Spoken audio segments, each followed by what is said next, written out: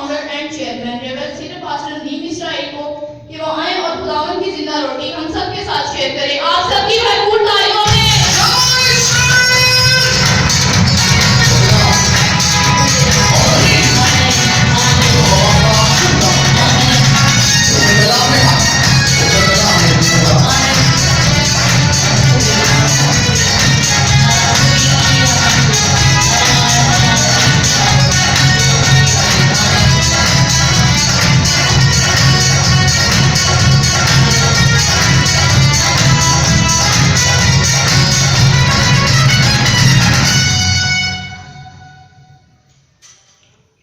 की किताब उसका 11वां बाब और उसकी 15वीं आयत से लेकर हम 19वीं आयत तक देखेंगे।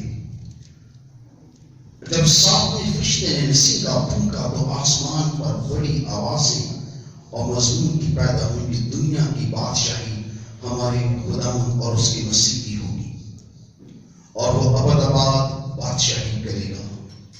और 24 बुजुर्गों ने जो खुदा के सामने अपने तख्त पर बैठे थे मुंह के बल गिरकर खुदा की सजदा किया और कहा कि ऐ खुदावंद कादिर मुतलक जो है और जो था, हम तेरा शुक्र करते हैं क्योंकि तूने अपनी बड़ी कुदरत को हाथ में लेकर ये बादशाही की और कौमों को गुस्सा आया और तेरा गज़ब नाज़िल हुआ और वक्त आ पहुंचा कि मुर्दों का इंसाफ किया जाए।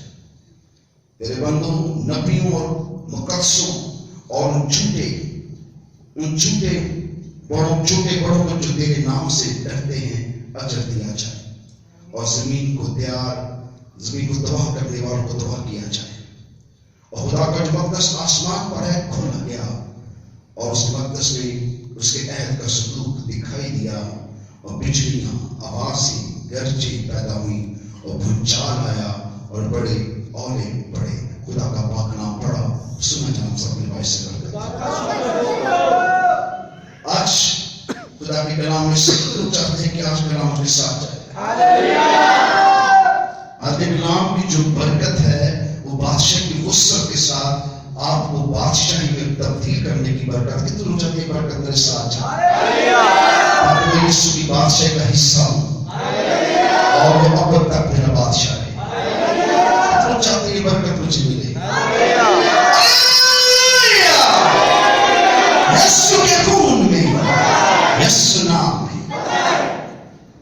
इस कलाम के 2 हिस्से होंगे।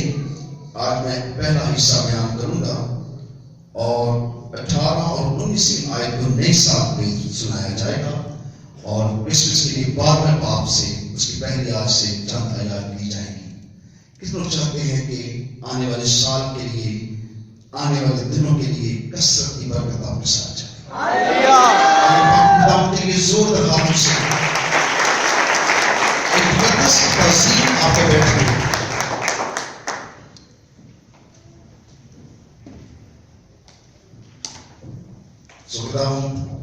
आपको बरकत दे। किस टाइम के आलम में आपने खुदा के घर की रानी, लेकिन मुबारक हैं सब जो आप यहाँ मौजूद हैं, क्योंकि इसी तरह जब दुनिया बढ़ती जाएगी, दुनिया की तरक्की होती जाएगी, खुदा के लोग कम होते जाएंगे और जितने ज्यादा कम हो जाएंगे उतनी ज्यादा खुदा की बरकत उन पर ठहर जाएगी। Hallelujah, hallelujah. खुदा हम चाहते हैं कि हम आने वाले दिनों के लिए अपने को तैयार करें। जब आप अपनी सब तैयारी नहीं करेंगे उस दिन दुखड़ा आ जाएंगे। 10 गवारियों की मिसाल आपने सुनी है। 5 सुस्त थी और 5 क्या होशियार। होशियार लोग अपने काम को पहले से मुकम्मल कर लेते हैं, वक्त पर कुछ नहीं करते, वक्त पर तैयारी नहीं करते, बल्कि पहले से तैयार होकर बैठे होते हैं। और जो लोग तैयार होंगे वो आसमान की बादशाही में क्या होंगे? दाखिल हो जाएंगे। होशियारी समझदारी को कहा गया है। एक हमाकत होशियारी और होती है जिससे इंसान गुनाह और बदी और कमजोरी में पड़ जाता है। लेकिन खुदावंद के लिए जोर मारना, जैसे आप बहुत लोग सोचा कि 24 की बात करेंगे, लेकिन जिन लोगों को खुदा के कलाम की भूख और प्यास होती है और जो खुदा के साथ अपना वक्त गुजारना चाहते हैं, उनके लिए हर दिन खुदा का दिन होता है। हालेलुया। हर इबादत खुदा की इबादत होती है। सो खुदा चाहता है कि हम इस बड़े बादशाह का हिस्सा बनने के लिए अपने आप को क्या कर लें, तैयार कर लें। और जो लोग अपने आप को तैयार न करेंगे वो खुदा की बादशाह में दाखिल ना होंगे। बड़ा गहरा और बहुत अजीब सा सब्जेक्ट है ये, क्योंकि ये समझना और समझाना बहुत आसान नहीं है। और इस पर जो समझ आते हैं वो जमीन के ना रहेंगे बल्कि कहाँ के हो जाएंगे, आसमान के। कहाँ के हो जाएंगे, आसमान के। कहाँ के हो जाएंगे, आसमान के। आपकी आवाज आसमान पर जाने वाली नहीं है, कहाँ के होंगे, आसमान के। तो आसमान पे जाने के लिए आपको जोर करवट लेनी होगी। आपको दुनियादारी को छोड़ना होगा, दुनिया से निकलना होगा, अपने गुनाहों की तौबा करनी होगी, अपने आप को यीशु के लिए तैयार करना होगा। यीशु रास्ता लेने आ रहा है जो उसके खून से पाप साफ किए गए हैं। यीशु उन सब के लिए आ रहे हैं जो उसकी बादशाही के लिए अपने को तैयार रखते हैं। और उसकी बादशाही कौन है, उसकी बादशाही कौन है, ये बड़ी बहुत बड़ी बात सीखी है आपने। लेकिन आपके हाथ कमजोर है, मैं चाहूंगा कि एक सीधे पे हाथ रख के आसमान की तरफ हाथ रखते बोलेंगे उसकी बादशाही कौन है, हम उसकी बादशाही कौन है, हम उसकी बादशाही। और वो हमारा क्या है, बादशाह।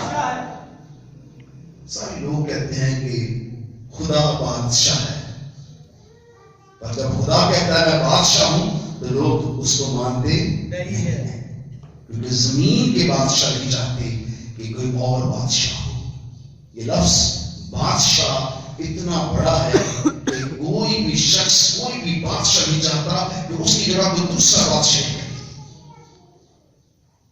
खुदा को बहुत सी कौमें उम्मतें मानती हैं, पर बहुत सी उम्मतें और कौमों को इब्लीस ने बरकरा लिया है ताकि वो खुदा की बादशाह का हिस्सा ना रहे। वो इब्लीस की इस बादशाह का हिस्सा है।